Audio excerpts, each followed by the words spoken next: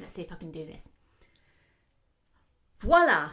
In view, a humble vaudevillian veteran cast vicariously as both victim and villain by the vicissitudes of fate. This visage, no mere veneer of vanity, is a vestige of the vox populi, now vacant, vanished. However, this valorous visitation of a bygone vexation stands vivified and has vowed to vanquish these venal and virulent vermin, vanguarding vice and vouchsafing the violent, vicious and voracious violation of volition. The only verdict is vengeance, a vendetta held as a votive, not in vain, for the value and veracity of such shall one day vindicate the vigilant and the virtuous.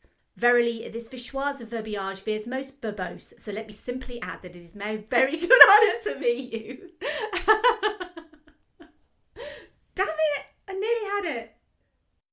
And action. Verily, this vichoise of verbiage veers most verbose, so let me simply add that it is my very good honour to meet you, and you may call me Verbal Diorama. In a world overflowing with movies, we need a hero. Someone to separate the bad from the good. Sounds like a job. Verbal diorama. She watches all the movies from comedy to drama. From the top roll sound. And don't forget the action. She'll watch until the end and then she'll give you her reaction. Movies you know, movies you don't. Prequels, sequels, remakes, and trivia and outtakes. Movies you know, movies you don't. Interesting stories for the categories. Hi everyone, I'm Em and welcome to Verbal Diorama episode 67, V for Vendetta. This is the podcast that's all about the history and legacy of movies you know and movies you don't. So I plan episodes roughly about 6 months in advance, which seems like a really long time. And episodes can kind of come and go, but I really wanted to do V for Vendetta. And I literally chose V for Vendetta purely because this episode is due out on the 5th of November. So I thought, well, that's perfect. And that was obviously months and months ago. But V for Vendetta feels so prescient to right now that it's almost scary, actually. By the way, just to sort of add, V wears a mask and so should you. Maybe not a Guy Fawkes mask, but it is still so important to protect each other from COVID, or if you're in the V for Vendetta universe, the St. Mary's virus. And additionally, as this episode is being recorded, the US is literally just about to elect its new president. So the results are currently unknown, but it feels like the fear and general unrest shown in V for Vendetta is so spookily similar to everything that's happening right now in the world. People should not be afraid of their governments. Governments should be afraid of their people. Do the right thing, America. I really hope you do. So I recently released 2 episodes during the week of Halloween. One was planned and one was kind of not so planned. It was kind of a bit of a last minute thing. But I really just wanted to thank everyone who took the time, thank everyone who listened to Ghostbusters 2016 and Tales from the Crypt Demon Knight. The underlying theme of women saving the world was something that I really wanted to highlight, and the fact that they are genuinely both such underrated and undervalued treasures. Ghostbusters obviously featured a brilliant special guest in Simon Brew from Film Stories. He is the final guest of the podcast for this year, probably the final guest ever after his attempt to sabotage that episode. But it was brilliant to have him on. I had a complete blast with him. And the more I think about Ghostbusters, the more I like it. And just a quick note, I know not many people have actually seen Demon Knight. So I'll be completely honest. And as I'm recording, it literally only came out the day before yesterday. So I haven't had any messages about the fact that people enjoyed Demon Knight. But I loved doing that episode so much. Please go and find and watch Demon Knight because it's so much fun. And it is such an important 90s horror movie for so many reasons. But I have 2 words for you. Billy Zane. I mean, Billy Zane. Yeah, Billy Zane, you guys. And so I guess it's time to go into V for Vendetta. So remember the 5th of November. Do you know why you're here, Evie Hammond? You're being formally charged with treason, terrorism, and sedition, the penalty for which is death by firing squad. You have one chance, and only one chance, to save your life.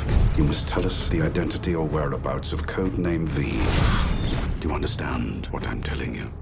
Yes. Are you ready to cooperate? No.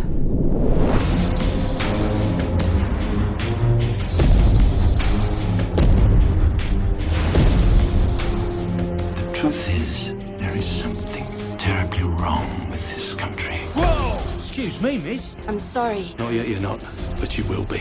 The only verdict is vengeance. A vendetta.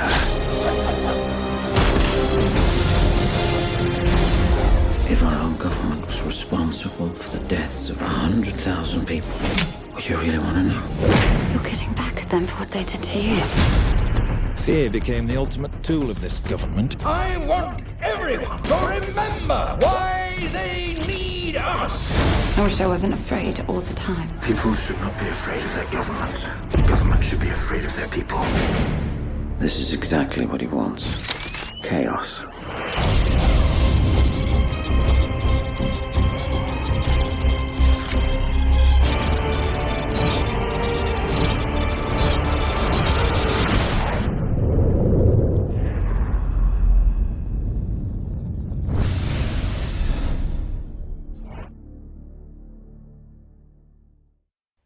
In the early 2020s, Britain is recovering from a pandemic and ran by a fascist government who came into power by stoking fear and prejudice. Curfews are in effect and strict rules must be followed by all citizens. In the midst of all this chaos, one man, known only by the name V, dares to stand up to the government and is labelled a terrorist. One night, V rescues Evie Hammond, a mild-mannered young woman with activist links, and an unlikely bond between the two emerges, which results in Evie becoming V's ally. Though V may be charismatic and have a passion for justice, he is also bitter, twisted, and had his own personal hatred of the government for creating him. As November the 5th, the day V says he and those who will follow him will stand up to the government once and for all approaches, Detective Finch becomes more and more determined to uncover the truth about V. However, his search leads him to ask the question whether or not he is on the right side. So we'll quickly run through the cast of this movie. We have Natalie Portman as Evie Hammond, Hugo Weaving as V, Stephen Ray as Chief Inspector Finch, Stephen Fry as Gordon Dietrich, John Hurt as Adam Sutler, and Tim Pigott-Smith as Peter Creedy. It was written by Lana and Lily Wachowski as the Wachowskis. It's based on V for Vendetta by Alan Moore and David Lloyd, and it was directed by James McTeague. And I'm going to start this episode by saying I am not very good with politics. I am not a political scholar. I am not a scholar of anything, really. But where politics are concerned, I know a limited amount. And I'm really not going to go into the politics of V for Vendetta in great detail because I always feel like it would be wrong of me to pretend that I completely understand political points of view, when frankly, I don't. I'm going to try my best with the limited knowledge that I do have. And I kind of feel like at this moment I probably need to apologise and say I'm really sorry that I don't know more about politics.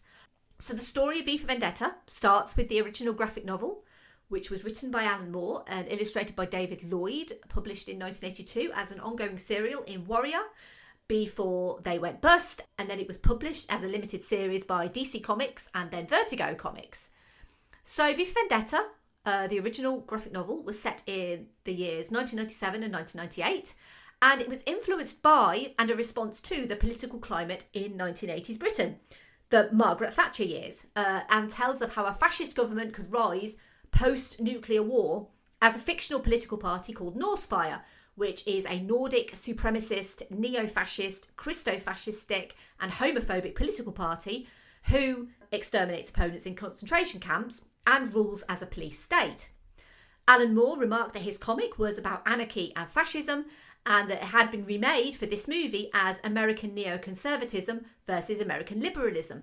But we're going to come back to Alan Moore in a bit because let's just say he is not the biggest fan of this movie or literally any movie of any adaptation of any of his graphic novels.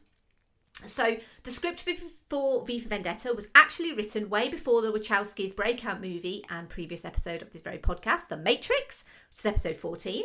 But the project started way back in 1988 when producer Joel Silver purchased the rights to two of Alan Moore's works, Watchmen, which was considered unfilmable, but that would eventually be made into a movie in 2009, directed by Zack Snyder, and also V for Vendetta.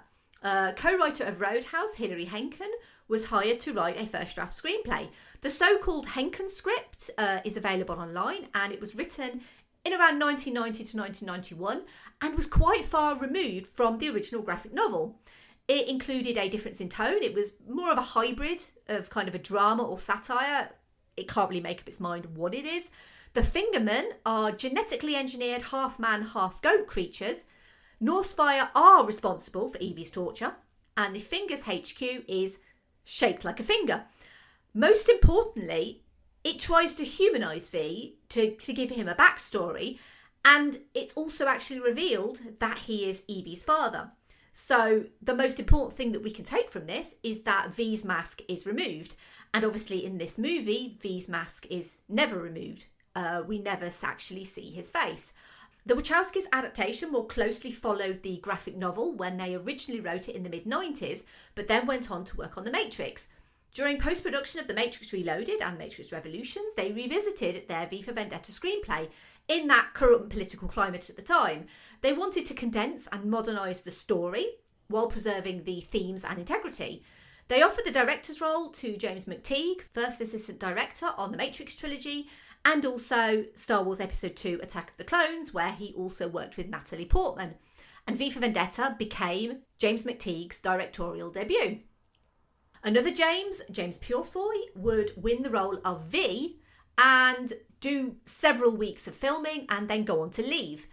Some of his filmed material remains in the movie. All those scenes with James Purefoy never had to be refilmed because obviously the character wears a mask. Hugo Weaving did still dub the voice in post-production. He actually dubbed the whole thing in post-production. Rumours for Purefoy's leaving include that he was fired, which he denies, as well as the fact that wearing the mask gave him issues, which he also denies. He actually claims it was merely creative differences which would lead him to leave the project. Hugo Weaving, who worked with the Wachowskis on the Matrix trilogy, would take up the physical and voice role of V and felt comfortable with a mask, despite it muffling his voice because he had mask training at drama school. And really, the fact that V never doesn't feel like a complete character, despite no facial expressions, is actually genuinely a revelation in this movie, because the physical performance that Hugo Weaving gives is so enticing and so dramatic and so expressive that he never needs to show his face. Natalie Portman, who was 24 during filming, wasn't the only actor up for the part of Evie. Rumoured considerations included Bryce Dallas Howard, Scarlett Johansson and Keira Knightley, who coincidentally also worked with Portman as Padme Amidala's decoy in Star Wars Episode 1 The Phantom Menace. She also did have her head shaved, although technically not completely shaved, as she has a few millimetres of hair left, so it's more of a buzz cut, as they obviously use clippers. That had to be done in one take, obviously, because it was her genuine hair, and a professional barber played the part of V, playing the part of the government official, and I'll be completely honest, it's disgusting, really, that Natalie Portman can look just as gorgeous with a shaved head as she does with her normal hair. Natalie Portman remains one of the most beautiful women to ever exist in the whole world, probably. So filming of V for Vendetta began in March 2005 and finished in June 2005. It was filmed in Babelsberg Studios in Berlin and also on location in London. And filming a movie with fascist themes in Berlin kind of didn't go unnoticed by the cast, especially John Hurt, who played Adam Sutler. Scenes in the London Underground were filmed at the unused Aldwych Tube Station, and for the final scene set in Westminster, unparalleled access was given to the production, like access that had never ever been seen before. So the area from Trafalgar Square and Whitehall up to Parliament and Big Ben was closed for 3 nights for filming from midnight to 5 a.m. Background checks had to be done on every actor that you see on screen, every extra, who carried a weapon of some sort. Obviously all the weapons were fake, but still background checks had to be done. All of the weapons, the fake weapons, were all barcoded so that no one could take anything home. Nothing was unaccounted for. And the scene also used real tanks as well. It was the first time the area had ever been closed to accommodate filming. It actually took 9 months of negotiations with 14 different government agencies and departments to get this unprecedented access. This was despite the then Prime Minister Tony Blair's son Ewan being a runner on the production, because the media really latched onto this. And it was location manager Nicholas Daubeny who vehemently denied the reports, because it was his team who had to actually get all of this permission, and basically said it didn't matter whose son was working on the production. It was unlikely that it would be granted just because Ewan Blair was working on it. It's worth noting as well that the extensive models that had to be made, replicas of Big Ben and the Houses of Parliament, which were blown up, were very extensively detailed models. It's very similar to the scenes in Independence Day with the model of the White House being blown up. Still looks excellent to this day. And so do the scenes in V for Vendetta. It would actually be the final film of cinematographer Adrian Biddle. He died of a heart attack 4 days prior to the debut of the movie. Biddle was also the cinematographer for other Verbal Diorama episodes, The Princess Bride, Willow and The Mummy, as well as Thelma and Louise, which he was nominated for an Oscar and BAFTA for Best Cinematography. So it's kind of sad, actually, that he never got to see this movie come out, because it is a beautiful looking movie. It's a very dark and dreary looking movie, but it's supposed to be, because this is a dystopian future. No matter how much it feels like real life, it is supposed to be a dystopian future. Alan Moore would read the Wachowskis' script and go on to disassociate himself from the adaptation, as he'd also done with the movie version of From Hell in 2001 and the movie version of The League of Extraordinary Gentlemen in 2003, which coincidentally was the final live-action acting role for the legendary Sean Connery, who passed away a couple of days ago. Rest in peace, Sir Sean Connery. You genuinely are one of the greats. Alan Moore would go on to end his working relationship with DC Comics after its parent company Warner Brothers failed to retract statements citing Moore's alleged support and endorsement of V for Vendetta. Rumour had it that Lana Wachowski had talked with Alan Moore about the upcoming movie, and that Moore was, and I quote, very excited about what Lana had to say, and that he was enthusiastic and encouraging to producer Joel Silver. He has vehemently denied that he's ever said this, and has refused to be credited for any of his works going forward, and he announced he would not allow his name to be used in any future film adaptation of works that he has since sold, because he does not sell his works anymore. It's worth mentioning that illustrator David Lloyd supports this adaptation, and after seeing it for the first time, declared it to be a fantastic representation of the work that they did. He also found it difficult to sympathise with Alan Moore's protests after they agreed to sell the rights to make these movies. Anyway, David Lloyd's iconic images of the Guy Fawkes mask have kind of reverberated through society, because it's now the image of the hacktivist group Anonymous. David Lloyd actually is happy to see the mask used as this brand to protest tyranny and oppression. And it's really rare, actually, for a movie prop, essentially, to remain so ingrained in modern culture and society. Everyone knows the Guy Fawkes mask, not necessarily from this movie, but from protests around the world. And as V, the character, doesn't stand for the man behind the mask, nor does the use of the mask in real life. It's a symbol. It's an idea. At the end of the movie, a collective group of people in masks march on Parliament. They're unarmed, facing off against the armed forces. They're silent. It's a silent, anonymous collective of people facing off against tyranny. It's one of the many reasons, I think, that this movie still resonates today. And there are a lot of reasons. And it feels more important today than it ever has felt. It feels more important today than it felt in 2006, for definite. And interestingly, cinemas are still showing it today. The masks themselves, they're made by Ruby's Costume Company, and they sell over 100,000 of these masks a year worldwide. And ironically, although the wearers might want to essentially stick one to corporations like Warner Brothers still make incredible profits off the sale of these masks. Even if they only made $1 a year off these masks, That's still $100,000 that's going into the pocket of Warner Brothers. Here in Britain, we grow up with the story of Guy Fawkes. On the 5th of November, guys, which are normally made out of tights or clothing, and you basically stuff it with newspaper. You can make like a paper mache head, but they're burned as effigies, essentially, on bonfire night, which is the 5th of November.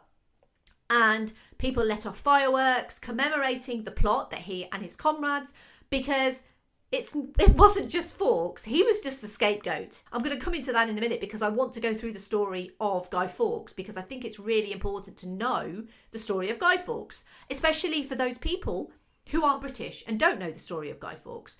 He was the scapegoat, and obviously these people, they failed to execute this plot in 1605. So the rhyme, remember, the 5th of November, the gunpowder treason and plot. I see of no reason why the gunpowder treason should ever be forgot, is taught in schools, or at least it was when I was a kid. We learned all about Guy Fawkes at school. He's kind of seen as the ultimate villain, and there's been a lot of villains in British history, but he's seen as a villain. And because I really, really love history, especially the history of Britain, mainly because, let's be honest, everything's happened in Britain. Literally everything you can think of. I want to just quickly go through the story of the gunpowder plot, because I think it's really important, if you're watching this movie, not necessarily to know the story of the gunpowder plot, but to know the story of how it happened and why it happened. The gunpowder plot, it was actually a failed assassination attempt of King James I, and was led by a guy called Robert Catesby, not Guy Fawkes. As I said, he was the scapegoat. So it was basically a team of men. They were provincial English Catholics, and after King Henry VIII took control of the church and became the head of his own church in the English Reformation. The English Reformation took place between 1533 and 1540, and at the time religious tension was swelling, and English Catholics were persecuted for their beliefs. And the Elizabethan religious settlement required anyone appointed to public office to swear allegiance to the Church of England and the monarch. At that time was Elizabeth I, who was obviously King Henry VIII's daughter, but she had inherited the throne from her sister Mary I in 1558. So during these times, Catholic churches were burned down, and anyone who continued to practice the Catholic faith faced the threat of torture or even execution. Catholic priests and members of the Catholic Church continued to practice Catholicism in secret. They even went as far as to hide in walls, and they built secret rooms in their homes. Basically, everyone had to become Church of England. You were not allowed to be Catholic, you had to be Church of England. So they wanted to ensure compliance. Fast forward 50 years or so, and King James I was now on the throne. And though he tolerated Catholics, there was no sign that he would abolish the religious persecution of the Catholic faith. And so a group of Catholics, led by Robert Catesby, including Thomas Winter, Thomas Percy, John Wright, Robert Keyes, Thomas Bates, Robert Winter, John Grant and Christopher Wright, along with Guy Fawkes, conspired to blow up the Houses of Parliament on the 5th of November 1605. This was because this was the day of a state opening of Parliament, and the King, Lords and Commons would all be present. The plot was discovered by an anonymous letter to Lord Monteagle, who was a Catholic, warning him to not attend Parliament that day. Guy Fawkes is the name that we know because he was the one who was found underground in the tunnels under Parliament with the gunpowder. All the co-conspirators except Robert Winter were arrested and tortured before being sentenced to death by hanging, drawing and quartering for treason.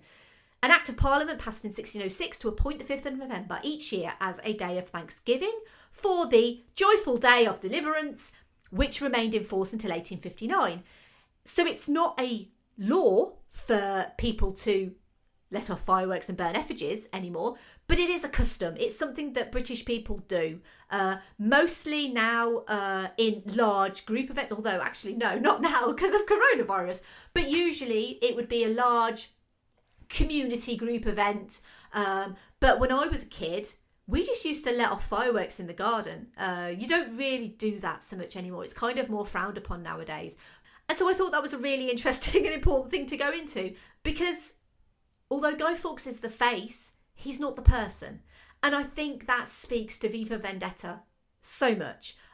The original graphic novel, V for Vendetta, differs fundamentally from the movie. It's gone from a response to Thatcherism and a conflict between fascism and anarchism to an American-centric conflict between liberalism and neoconservatism, with specific references to racial purity removed. The graphic novel's dictatorial government were elected legally, whereas in the movie, the St. Mary's virus is a biological weapon engineered by the Norse Fire Party and released in key areas to gain control over the country, to gain power and keep power by exerting this control and spreading fear. It's worth stating that obviously V for Vendetta feels very timely in the wake of a pandemic and civil unrest, with racism, homophobia and transphobia still deeply rooted in some factions of society. But there is a difference between V's violent retribution and the overwhelmingly peaceful protests of recent months. The graphic novel version of V is ruthless and brutal.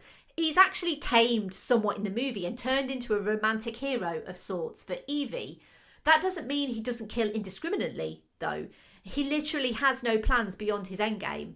So he knows what he wants to do and he knows how he's going to get there. And that's literally it. What the movie does with V is interesting in that, to all intents and purposes, he is a terrorist. And yet he's framed as this Edmond Dantes, like a dashing hero, fighter for the greater good through his terrorism. Because although he is the terrorist, he's the one showing the people that they can take down corrupt governments. It feels like this movie should be massively controversial.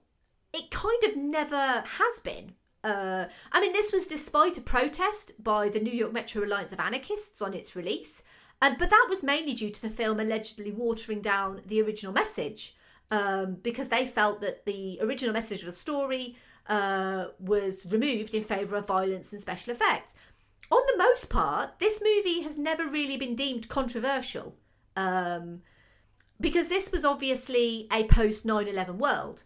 The movie essentially frames this, that Islamophobia is rampant, the Quran is shown and depicted as being contraband, basically enough for you to get arrested for, at the very least.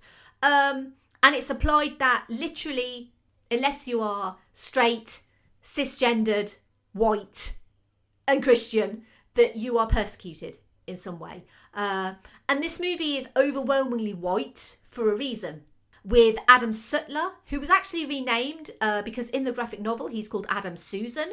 That's presumably a nod to the name Adolf Hitler, because if you think Adam Sutler, Adolf Hitler, it's quite similar. And obviously Adam Sutler is essentially a racial purist, and Norse Fire, just like the Nazis, is an Aryanist regime. So they are all about white people, blonde hair, blue eyes. That is what the Nazis wanted, and that is exactly what Norse Fire want as well. This movie touches on quite a lot of things, additional to the obvious kind of political things that it talks about. It obviously also talks about things like paedophile priests, state-sanctioned torture, bioterrorism, obviously, and also phone tapping as well. And these are all things that have happened or come out in recent years, and they're all included in this movie. I've not really asked any priests, I've got to be honest, but it feels like most agree that this movie is actually good. Like, it's not free from criticism. And I've got my own criticisms about this movie, but on the whole, it feels like this movie is not only prescient and thought-provoking, but still so important and unique, actually, in the field of filmmaking. Genuinely, I don't know of anything like it. And it feels like this movie now is one that will continue to kind of improve with age, in the public consciousness. It feels so much like this movie was predicting the future. And how did we not know? How did we not see certain things that have happened in the world when it was right here in this movie? I don't know. Things that this movie does really well. It's been praised for its depictions of gay people, because obviously gay people are heavily persecuted in the movie, with particular praise on the character of Valerie, which is such a beautiful little story within a story. And it always makes me so emotional to hear Valerie's story about literally all she was doing was living her life and loving the person that she was with.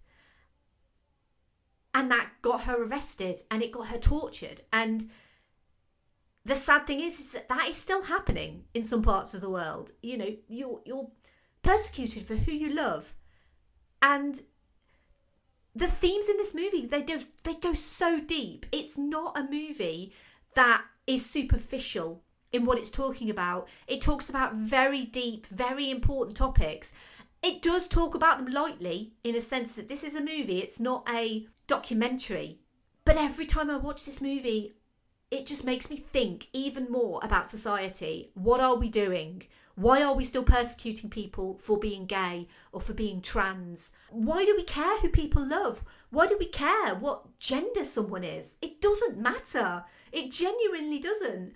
I'm kind of going off on one a little bit, but a movie like this really makes you think what's important. There's just so much more going on in the world that we need to focus on.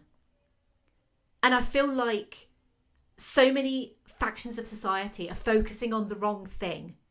They're focusing on the hatred rather than focusing on the love. The other thing that fascinates me actually about this movie, just kind of coming off that subject completely, China. Moving to China. Because obviously, why wouldn't I move to China after talking about Valerie? China has very strict, it's kind of notorious for its censorship laws. And Viva Vendetta was aired completely uncensored in China.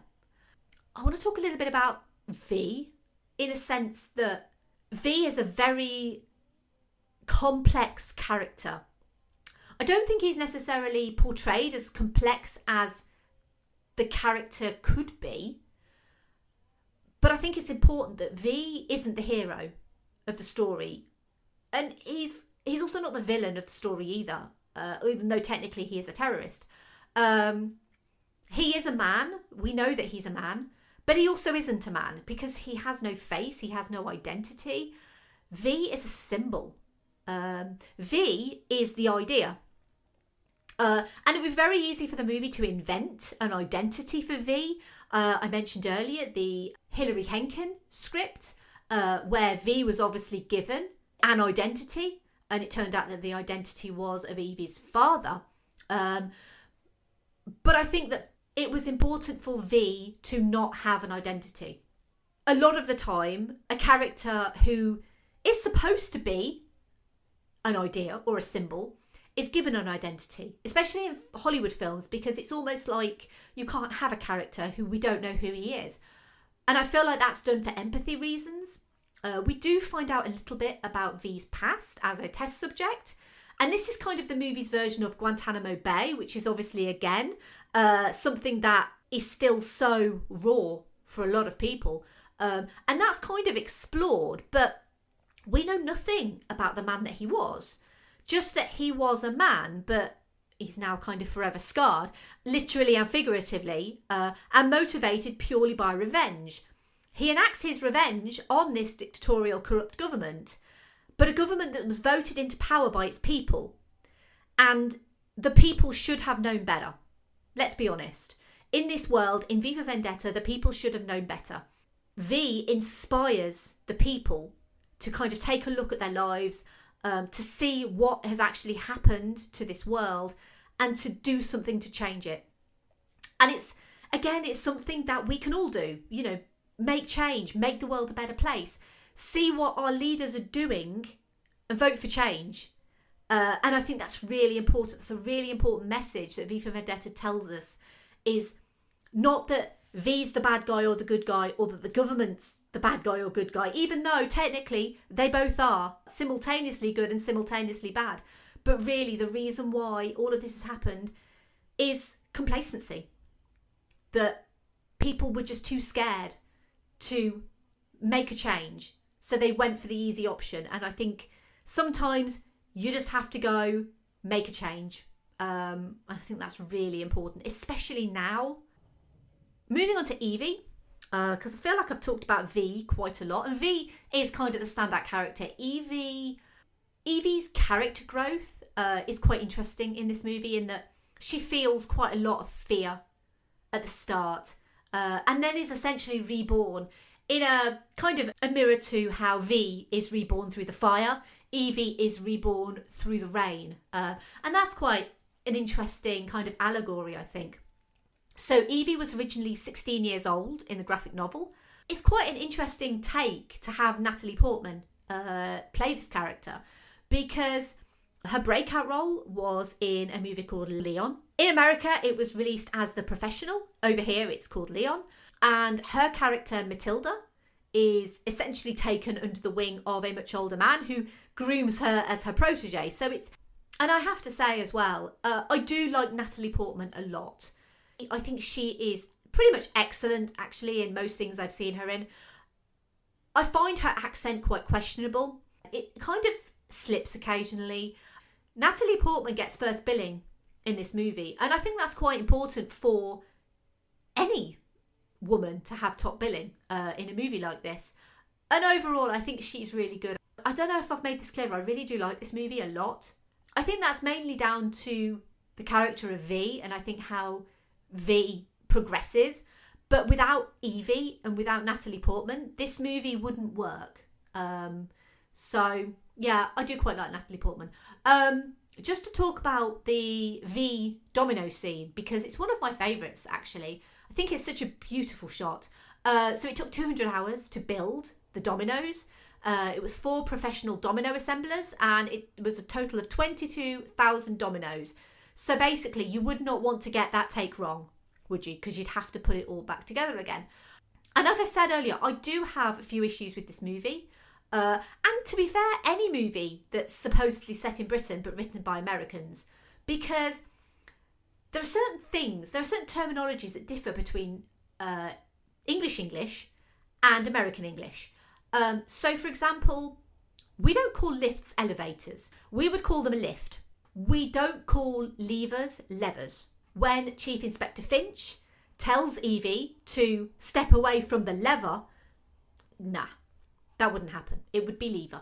And the biggest thing that really dates this movie for me is the cars. And that is because in this movie, all of the cars are a particular brand of car. The brand is Rover. And Rover collapsed quite famously and largely in 2005. So the product placement of a Rover in a 2006 movie, it feels so weird that every car is a Rover. These particular Rovers, the Rover 75, it's really weird to see Rovers. I also question the torture scenes. It's made very clear that it was V who was torturing Evie. But in several key scenes during the torture, there are 2 people. And I realise that this was done to make the audience think that Evie was being held by the government. But it actually, with hindsight, doesn't make much sense. Apart from these very tiny indiscretions, I feel this movie so much. And I loved it the first moment I saw it. And that's probably mainly due to these kind of incredible high action stunts and its very Matrix-esque feel. But I love the kind of gritty, dark and stylized violence. I love how much it makes me think. How I come away from every viewing with a new idea. And ideas, they're bulletproof. I come away with reinforced viewpoints that we should ensure that the world never ends up this way. I love how I associate with Evie, despite the questionable accent. And how much you end up rooting for V. And maybe it's just the charming bad boy trope still does it for me. I don't know. I'm not even sorry about that. Even though he's a guy in a mask, I'm not sorry. And I think it kind of comes down to me that it just kind of comments to what brilliant writers the Wachowskis can be. And when they're given material that's so rich and exhilarating and troubling and thought-provoking, you kind of have to give credit to Alan Moore here. And I know he hates being given credit, but I'm going to do it. Because without his source material, this would not be as good. And I think the Wachowskis giving it this contemporary setting that everyone can understand and relate to and appreciate was Quite frankly, a genius idea, because this movie would not resonate if it was set in the 80s. It just wouldn't. Sometimes amending source material is a bad idea, but I think the Wachowskis nailed it with this. I've often spoken of my complete admiration for Lana and Lily Wachowski as writers and as filmmakers, because they have these lofty ambitions. They never settle for what's easy to make. They aspire to create worlds. And I'll be honest, many of their more recent attempts have kind of fallen a bit flat.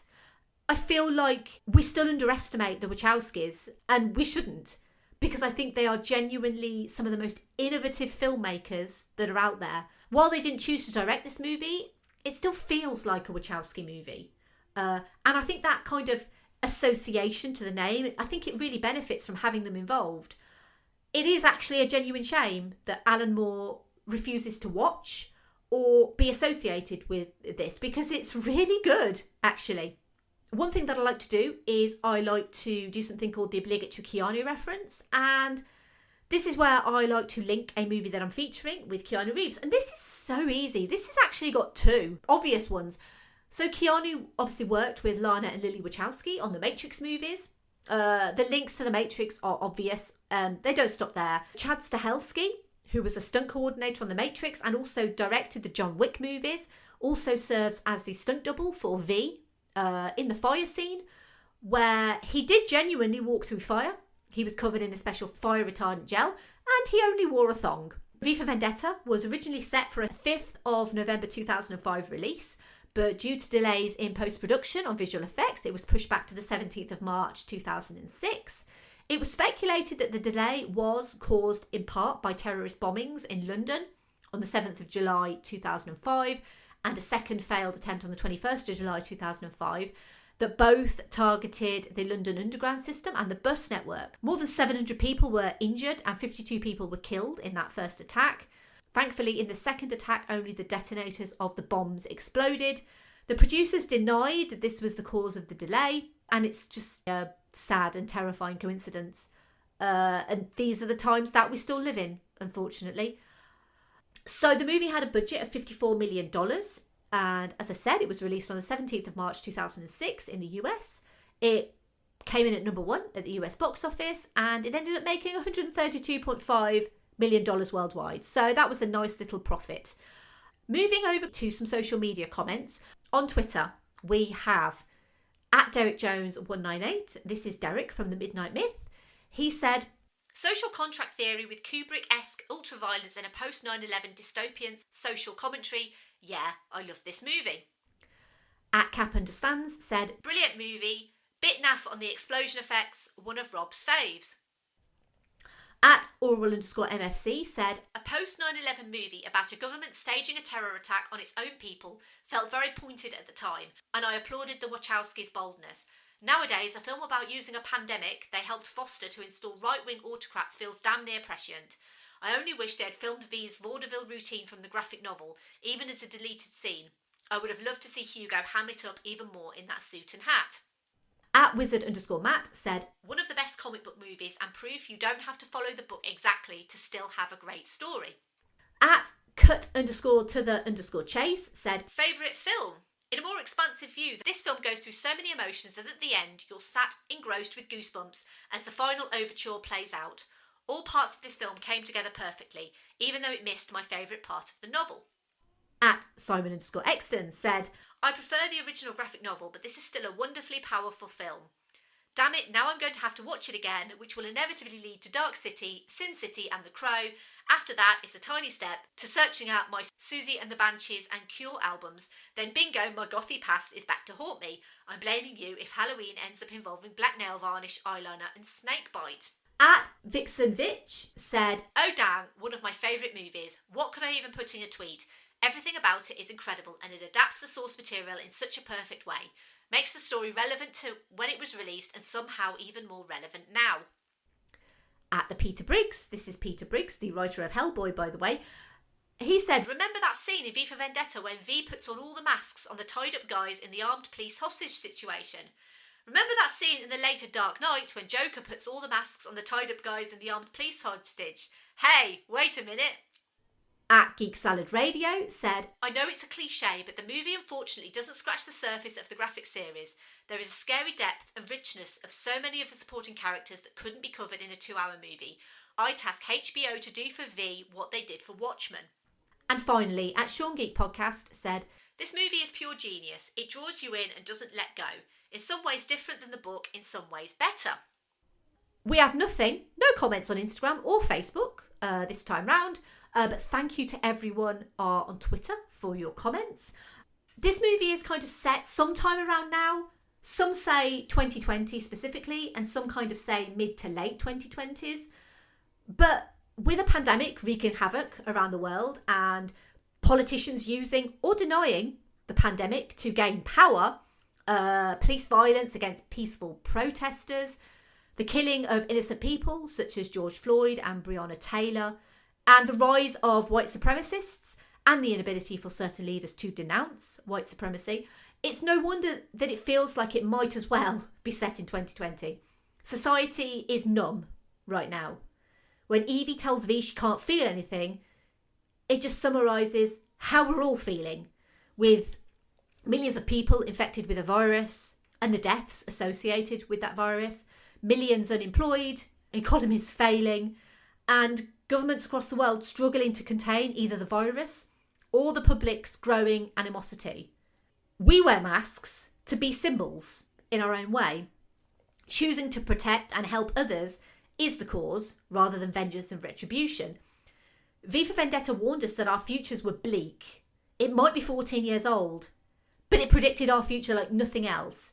It's actually almost like it didn't quite go far enough, which is scary. But anyway, thank you for listening to this episode. As always, I would love to hear your thoughts on V for Vendetta. If you do like this episode or any other episode, take a moment to give a 5-star rating and review on something like Apple Podcasts. And thank you to those who have recently given me some lovely ratings and reviews. And the other thing you can do is you can tell someone, you can tell a friend or a family member about this podcast. If you liked this episode on V for Vendetta, you might also like, obviously, episode 14, The Matrix, because it's a Wachowski movie, and who doesn't like The Matrix? Well, I know someone who doesn't like The Matrix, but otherwise most people do like The Matrix. And the only other one that really kind of sprang to my mind was episode 3 on Dread. Obviously, again, an adaptation of a comic book set in a dystopian future. But to be honest, I don't think there is anything else that could kind of partner this.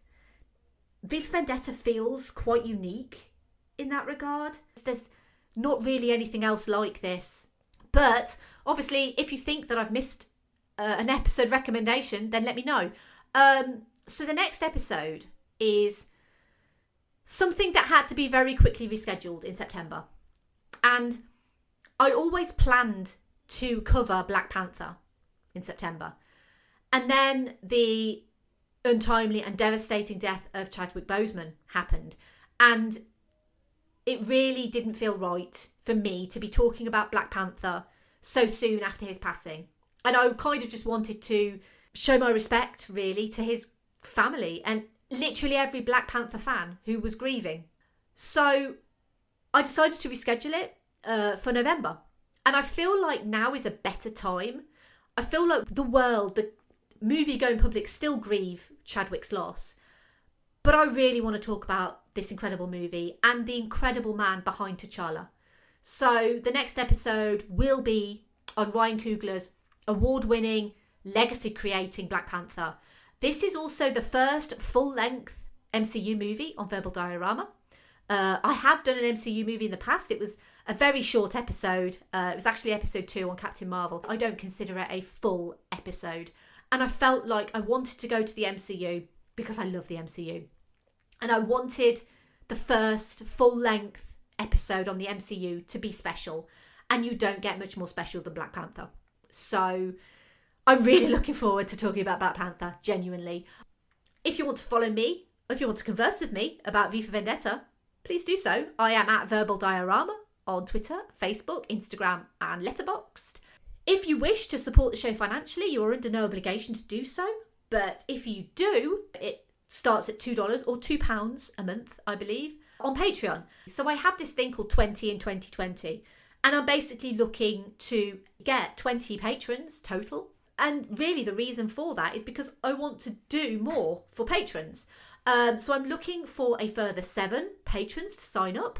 And when I get 20 patrons, I'm going to introduce some patron exclusive episodes. So if you want to support the show, sign up on Patreon. And a massive thank you to Luke, who is a brand new patron who's done just that. He actually found me through friends of the podcast, the Rewind Movie Podcast. I guested on an episode of theirs for Super Mario Brothers. I have a lot of time for Super Mario Brothers, despite its many, many problems. Thank you so much to Luke for becoming a patron and for helping me get so much closer to my target. And also, obviously, thank you to the valued, vivid, vibrant, virile, virtuous, voracious patrons of Verbal Diorama: Simon E, Sade, Hardy L, Claudia, Simon B, Laurel, Derek, Jason, Kristin, Kat, Andy, Mike and Griff. I see of no reason why they should ever be forgot. I have a merch store. It's at teespring.com/store/verbaldiorama. You can buy hoodies, t-shirts, mugs. There's Christmas coming up. Maybe you want to buy someone a Verbal Diorama mug or a t-shirt. That would be nice. You can email me, verbaldiorama@gmail.com, if you want to say hi or if you want to give me any feedback. And I write bits for Simon Brew, previous guest of this podcast from Ghostbusters 2016. So I write bits for him in his magazine, Film Stories magazine, and I also write articles for filmstories.co.uk. So yeah, go check that out. And finally, beneath this mask, there is more than flesh. Beneath this mask, there is an idea. And ideas are bulletproof. Bye.